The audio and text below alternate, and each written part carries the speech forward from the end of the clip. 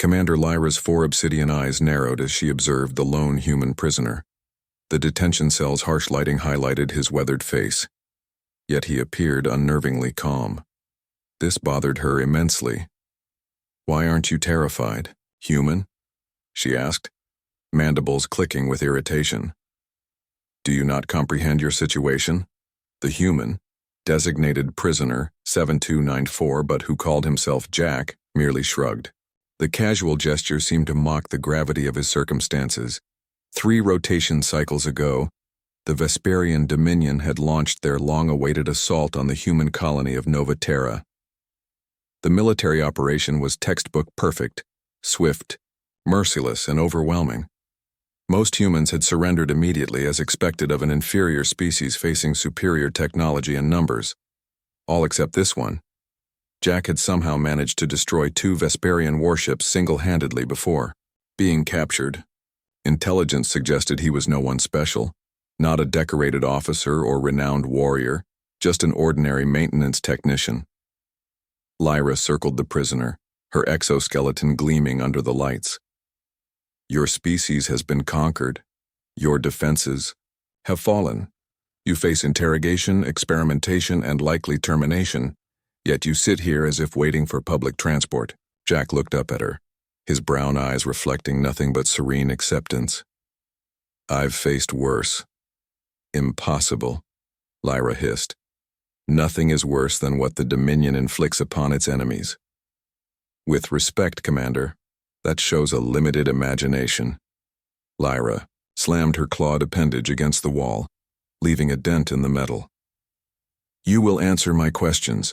How did you destroy our warships? What tactical information do you possess? Why do you not fear us?" Jack sighed, stretching his limbs as far as his restraints would allow. "I destroyed your ships because they were threatening innocent people. I don't have any tactical information worth mentioning.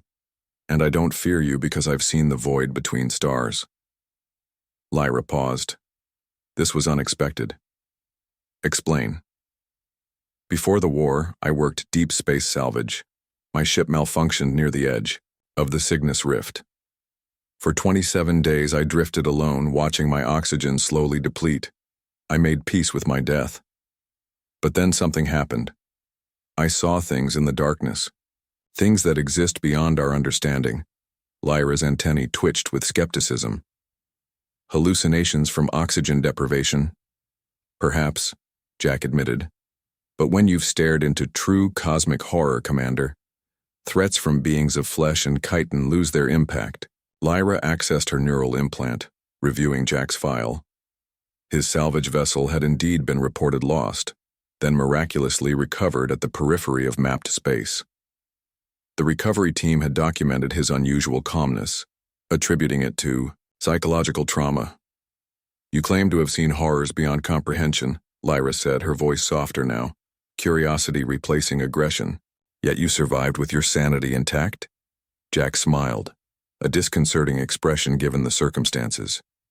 "Who said I'm sane? I merely reached an understanding with the universe. Our civilizations, our wars, our entire existence is but a momentary spark in endless darkness. Is that why you fought so effectively? Because you do not fear death? I don't fear death, but I value life, all life. I fought because your empire was extinguishing those sparks unnecessarily." Lyra felt an unfamiliar sensation creeping through her nervous system. The prisoner's words carried a weight, a certainty that challenged everything the Dominion had taught her about humans, that they were cowardly, irrational creatures driven by primitive emotions. "You should fear us," she insisted, though her tone lacked conviction. Jack leaned forward, chains clinking.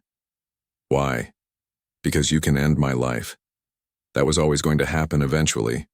Because you can cause pain? Pain is temporary. Because your empire spans galaxies? Galaxies themselves die, Commander. Then what should we fear?" The question escaped before Lyra could stop herself. Jack's eyes seemed to look through her, beyond the cell walls, beyond the ship itself. The things that wait in the spaces where light has never reached, the entities that existed before time, and will continue long after even your mighty empire has been forgotten." A chill ran down Lyra's spine as Jack continued. "They're watching us now, you know. They're always watching. Sometimes they even intervene." As if summoned by his words, the lights flickered. A momentary power fluctuation, Lyra told herself, yet dread pooled in her abdomen. "You believe your technology makes you gods?" Jack said, softly. "But there are older gods in the universe, Commander, and they're getting restless." The ship's alarm suddenly blared. Lyra's communication implant activated automatically. "Commander, unidentified anomalies detected throughout the vessel. Systems failing ship-wide. The transmission cut to static. Lyra turned back to Jack, who remained perfectly still, his expression unchanged. "What have you done?" she demanded, panic edging into her voice. "Nothing," he replied calmly. "I simply told you why I'm not afraid. I never said you shouldn't be." The detention cell door slid open without command. Beyond it, the corridor lights pulsed erratically, illuminating brief glimpses of shapes that shouldn't exist in three-dimensional space. "They found me once, in the darkness," Jack said as his restraints disengaged on their own. "They've been following ever since. I'm sorry about your crew." As Lyra backed away, mandibles chattering in primal fear, she finally understood. Humans weren't the universe's prey, they were its harbingers.